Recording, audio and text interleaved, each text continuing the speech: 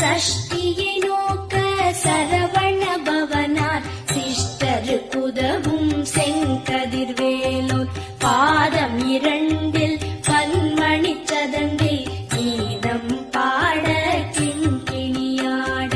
சஷ்டியை நோக்க சரவண பவனார் சிஷ்டருக்குதவும் செங்கதிர்வேலோன் பாதம் இரண்டில் பன்மணி சதங்கை கீதம் பாட கிண்கிணியாட மைய நடனம் செய்யும் மயில் வாகனனார் கையில் வேலாயனை காக்கவென்று வந்து வர வர